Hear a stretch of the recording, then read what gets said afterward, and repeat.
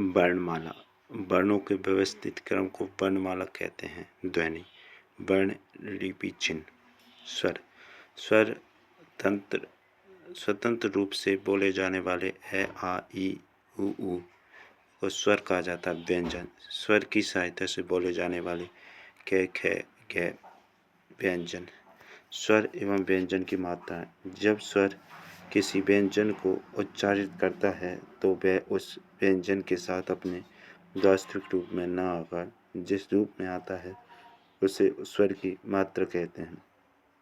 जैसे रवि, र, ए, व, ई। रवि। स्वर, स्वर की मात्रा प्रयोग। ए, ख, ख, ग, आ, का, खा, गा, ई, की, खी, गी, ई, की, खी, गी आदि।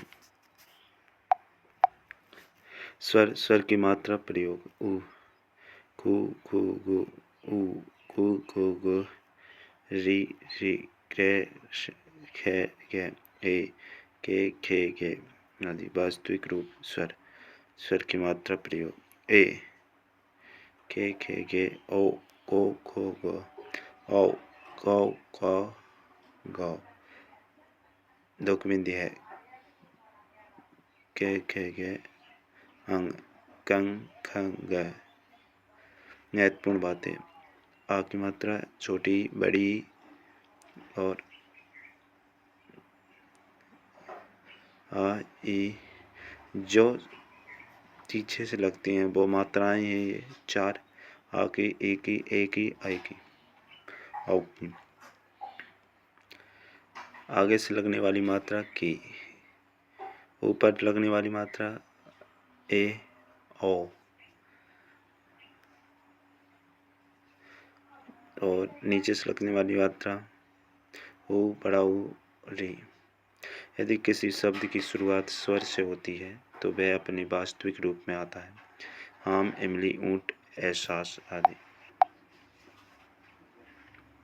यदि किसी शब्द में व्यंजन के बाद लगातार 2 स्वर आए हों तो पहला स्वर मात्रिक रूप में तथा दूसरा स्वर अपने वास्तविक रूप में आता है। जैसे कि शुरुआत मात्राएं। स्वरों का वर्गीकरण। प्रकार। उच्चारण के काल के आधार पर। उच्चारण काल के आधार पर स्वर 3 प्रकार के होते हैं। ह्रस्व स्वर, दीर्घ स्वर, प्लुत स्वर। ह्रस्व, दीर्घ, प्लुत। ह्रस्व स्वर। जिन स्वरों के उच्चारण में कम समय लगता है उन्हें ह्रस्व स्वर कहते हैं। इन्हें लघु स्वर एवं मूल स्वर भी कहते हैं। ये 4 होते हैं। ए, ई, उ, री। दीर्घ स्वर। जिन स्वरों के उच्चारण में लघु स्वर से दुगुना समय लगता है उन्हें दीर्घ स्वर कहते हैं। जैसे कि आ, ई, उ, ए, ऐ, ओ, औ। प्लुत स्वर या लुप्त स्वर। जिन स्वरों के उच्चारण में दीर्घ स्वरों से भी अधिक समय लगता है उन्हें प्लुत स्वर कहते हैं। किसी को पुकारने में इसका प्रयोग मिलता है। जैसे कि निम्न में से दीर्घ स्वर कौन सा है? आ, मूल दीर्घ स्वर। ओ, औ, संयुक्त स्वर। निम्न में से दीर्घ स्वर कौन सा है? ई। उत्पत्ति के आधार पर। उत्पत्ति के आधार पर स्वर 2 प्रकार के होते हैं। मूल स्वर, संधि स्वर। मूल स्वर 4 होते हैं। ए, ई, उ, री। संधि स्वर। जो स्वर मूल स्वर के आपस में जुड़ने से बनते हैं अथवा 2 स्वरों के योग से बनते हैं उन्हें संधि स्वर या दीर्घ स्वर या गुरु स्वर कहते हैं। संधि स्वर 2 प्रकार के होते हैं। मूल दीर्घ स्वर एवं संयुक्त स्वर। मूल स्वर ए, ई, उ, री। संधि गुरु दीर्घ स्वर। सजातीय स्वर आ, ई, उ। विजातीय स्वर ए, ऐ, ओ, औ। मूल दीर्घ स्वर आ, ई, उ। संयुक्त स्वर ए, ऐ, ओ, औ। जीभ के प्रयोग के आधार पर। जीभ के प्रयोग के आधार पर स्वर 3 प्रकार के होते हैं। अग्र स्वर, मध्य स्वर, पश्च स्वर। अग्र स्वर। जिन स्वरों के उच्चारण में जीभ का आगे का भाग काम करता है उन्हें अग्र स्वर कहते हैं। जैसे ई, री, ए, ऐ। मध्य स्वर। जिन स्वरों के उच्चारण में जीभ का मध्य भाग काम करता है मध्य स्वर कहते हैं। जैसे कि ए आदि। पच्च स्वर जिन स्वरों के उच्चारण में जीभ का पिछला भाग काम करता है उन्हें पच्च स्वर कहते हैं, जैसे कि आ, उ, ऋ, ओ, औ। ओष्ठ ओठों की स्थिति के आधार पर स्वर दो प्रकार के होते हैं, आवृतमुखी स्वर, व्रतमुखी स्वर। आवृतमुखी स्वर जिन स्वरों के उच्चारण में ओठ व्रतमुखी नहीं होते उन्हें आवृतमुखी स्वर कहते हैं, जैसे कि ए, आ, ई, री, ए, ऐ। व्रतमुखी स्वर जिन स्वरों के उच्चारण में स्वर ओठ व्रतमुखी गोलाकार होते हैं उन्हें व्रतमुखी स्वर कहते हैं, जैसे कि उ, ओ, औ। वर्ण ए, आ कंठ से, ई तालु से, उ होठों से, री मुर्दा से। व्यंजन स्वर की सहायता से बोले जाने वाले वर्णों को व्यंजन कहते हैं। इनकी संख्या 39 है, 39 है।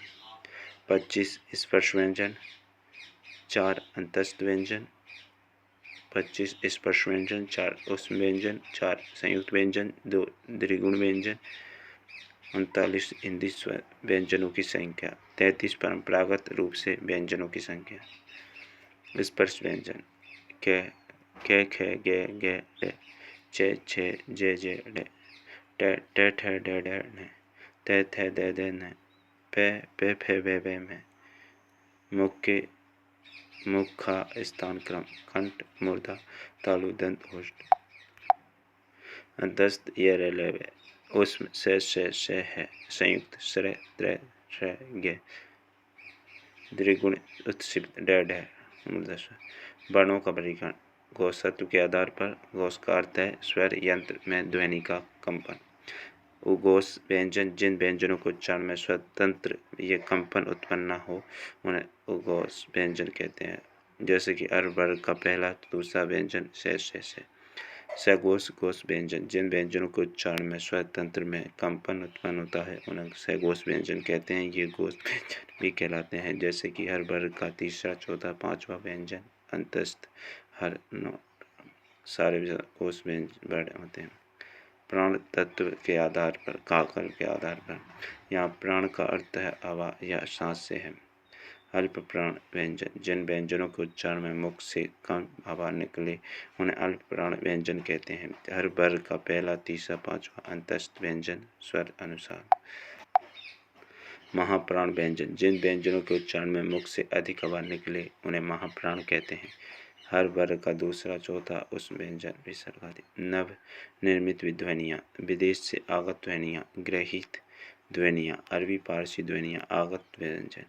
उर्दू भाषा के शब्दों का सही उच्चारण देने के लिए कुछ व्यंजनों क, ख, ग, जे, फे के बीच तल बिंदु या नुक्ता का प्रयोग किया जाता है, उन्हें आगत व्यंजन कहते हैं, जैसे जिंदगी, किस्मत, गजल, ख्वाब, जरा आदि। अंग्रेजी ध्वनि आगत स्वर अंग्रेजी भाषा के कुछ शब्दों का सही उच्चारण देने के लिए देवनागरी में लिखते समय और अर्धचांद का प्रयोग होता है, जिसे आगत स्वर कहते हैं, जैसे कि कॉलेज, डॉक्टर, कॉपी, डॉग आदि। नवनिर्मित ध्वनि आगत ध्वनि, विदेश ध्वनि, ग्रहित ध्वनि। आगत स्वर आ, ख, ग, जे, आगत व्यंजन ख, ग। द्वित्व व्यंजन जब किसी शब्द में किसी एक ही व्यंजन की आवृत्ति लगातार होती है वहाँ द्वित्व व्यंजन होता है, जैसे कि दिल्ली, यहाँ ल वर्ग की आवृत्ति हुई है, ल उच्चारण, यहाँ च वर्ग की आवृत्ति हुई है, उच्चारण। सज्जन यहाँ जय वर्ग की आवृत्ति हुई है। करांत जब किसी शब्द का अंत किसी स्वर से होता है तो उस शब्द को उस स्वर का करांत कहते हैं, जैसे कि अकारांत, आकारांत, इकारांत, इकारांत, उकारांत, औकारांत, औकारांत। दीपक उकारांत, दीपा आकारांत, सराजू उकारांत। के प्लस ए प्लस आ, जय प्लस मात्र प्लस ऋण ऋकारांत, लड़के एकारांत।